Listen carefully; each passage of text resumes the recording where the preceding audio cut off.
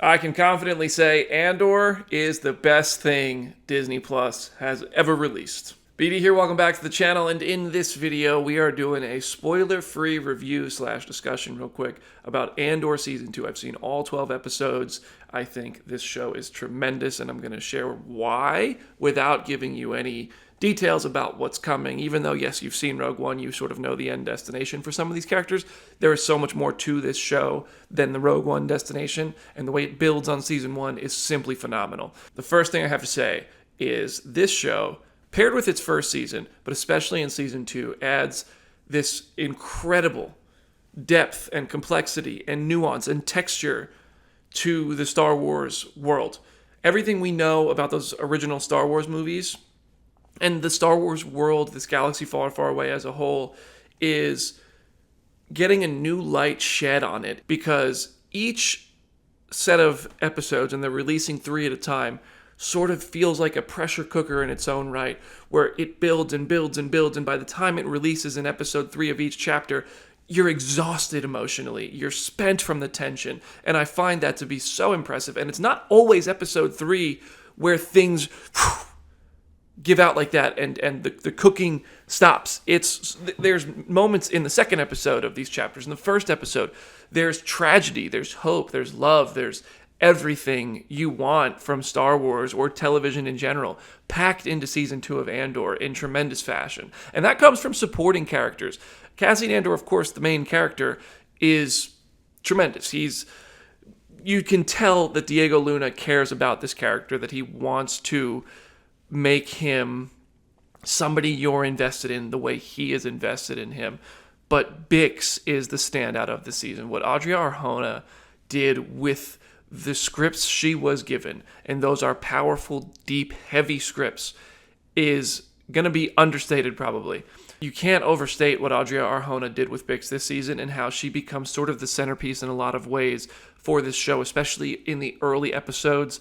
And again, it's just really well done. And Genevieve O'Reilly, her Mon Mothma character, doesn't need a blaster, doesn't need a crazy action sequence to have some of the most tense, powerful moments in the entire show. Honestly, the women of Andor really have these incredible beats where they don't need a lightsaber in the Star Wars world to really emphasize what this show, what this universe, what the politics, what the stakes are in Star Wars, in this TV series. And I'm going to keep saying in Star Wars because my mind goes to, it's a Star Wars show, but this is television really at its best in my opinion.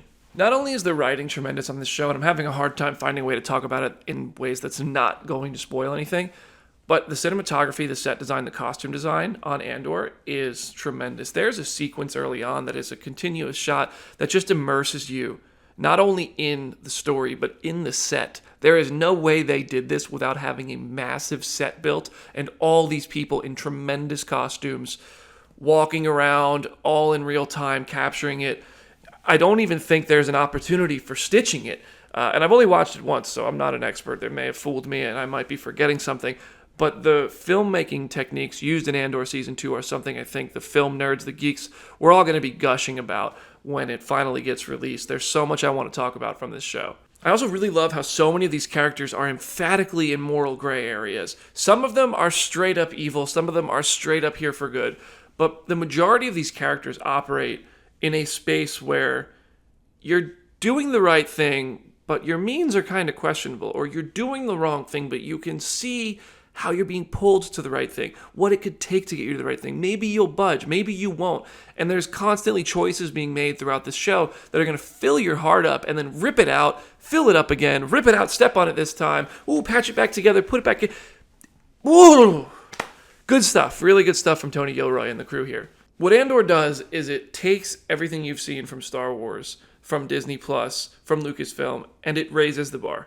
This is the most gripping series Disney Plus has ever released. This is the best Star Wars content to ever hit Disney Plus. I'd argue this is the best Star Wars content of the new age of Star Wars. This is a near flawless, powerful, gripping, tense, meaningful TV series. And I kind of wish I had never seen Rogue One so that I could go watch it. But with Rogue One in mind, while watching Andor Season 2, there is an emotional density and weight to that is just unmatched. There is something beautiful, something tragic about all of it, and I just think Andor Season 2 is an absolute home run. So there's interviews with the cast of Andor on the channel. I'm really grateful to have had the opportunity to talk with them. The interviews are always more fun when you really love the property, and Andor Season 2 truly blew me away in a way that a lot of TV shows haven't recently. And I know I tend to enjoy things, but this is something that I think is just raising the bar in every way, and I'm really glad I got to see it, and I'm glad I got to talk with everybody, and I can't wait for everybody to see it and see their thoughts on this, because Andor Season 2 is simply phenomenal. There's no other way to put it. Please make sure you're subscribed to the channel, because I think I'll be doing Andor videos after each batch of episodes, and there'll be more Star Wars, Marvel, DC, movie, TV content, and episodes of Phase Hero for you right here on the channel. So thank you so much in advance, and I'll see you in the next video.